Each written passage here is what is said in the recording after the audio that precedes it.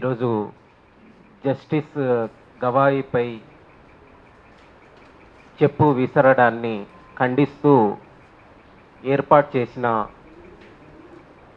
Round table నిర్వాహకులు KVPS రాష్ట్ర కార్యదర్శి స్కైలాబాబు గారు, డివైఎఫ్ఐ రాష్ట్ర అధ్యక్ష కార్యదర్శులు కోట రమేష్ గారు, వెంకటేష్ గారు, వారికి ముందుగా అభినందిస్తూ ఈ దాడిని తెలంగాణ రైతు సంఘం తీవ్రంగా ఖండిస్తుందని మీ అందరికీ తెలియజేస్తున్నాను.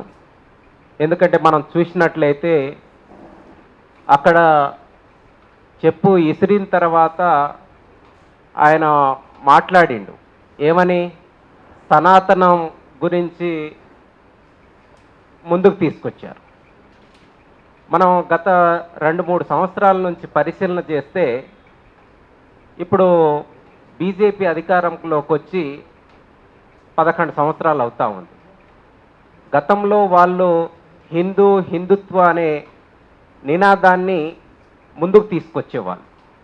కానీ ఇప్పుడు మొన్న పార్లమెంట్లో వాళ్ళ సీట్లు తగ్గిపోయాక ఇప్పుడు కొత్త నినాదాన్ని తీసుకోవాలి, అదే పాత నినాదాన్ని తీసుకుంటే మా పప్పులేం ఉడకట్లేదు, అందుకనే కొత్త అంశంతో ముందుకెళ్ళాలనే ఆలోచన చేస్తున్నట్లు మనం భావించాల్సిన అవసరం ఉంది. అందుకనే సనాతన అనే అంశాన్ని ముందుకు తీసుకొచ్చి ఈ దాడులకు పాల్పడే ప్రయత్నాన్ని చేస్తూ ఉన్నారు. ఈ దాడులు ఇప్పుడు సనాతనం పేరుతోటి చేస్తుర్రా అంటే, గతంలో హిందుత్వ అనే పేరు మీద కూడా వాళ్ళు ప్రచారం చేసే క్రమంలో కూడా ఇలాంటి దాడులకు పాల్పడిన ఘటనలు అనేకమైనవి ఉన్నాయి. అయితే ఇప్పుడు ఈ సనాతన అనే కొత్త ముసుగుతోటి ముందుకొస్తుర్రు కాబట్టి మనకు ప్రధానంగా చూసినట్లయితే వాళ్ళు ప్రధానంగా హిందువుల కోసమే మేము పనిచేస్తున్నాం అనే దాని గురించి వాళ్ళు చేస్తూ ఉన్నారు ప్రచారం. కానీ హిందువులందరికీ వ్యతిరేకంగానే వాళ్ళ ప్రధాన కార్యాచరణ అనేది ఉంటా ఉంది.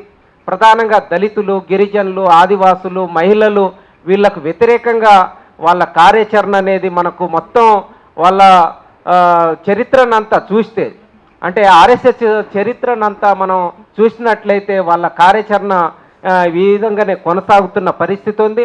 అంటే మళ్ళీ వర్ణ వ్యవస్థను ముందుకు తీసుకురావడం కోసం వాళ్ళు ప్రయత్నాలు చేస్తూ ఉన్నారు. అందుకనే ఇట్లాంటి జరిగినప్పుడు ఖచ్చితంగా మన సమాజాన్ని, అట్టడుగున ఉన్న మన సమాజాన్ని చైతన్యవంతం చేయడం కోసం ఇట్లాంటి రౌండ్ టేబుల్ సమావేశాలు, అదే రకంగా దానికి వ్యతిరేకంగా ప్రజలందరినీ కదిలించడం కోసం ఒక కార్యాచరణ అనేది అవసరమని తెలంగాణ రైతు సంఘం భావిస్తుంది. అందుకనే ప్రజలందరినీ చైతన్యవంతం చేయడం కోసం ఇట్లాంటి యాక్టివిటీ చేయాలి. దీన్ని ఇంతటితోటి ఆప్ చేయకుండా జిల్లాలలో కూడా ఇటువంటి రౌండ్ టేబుల్ సమావేశం పెట్టాలి.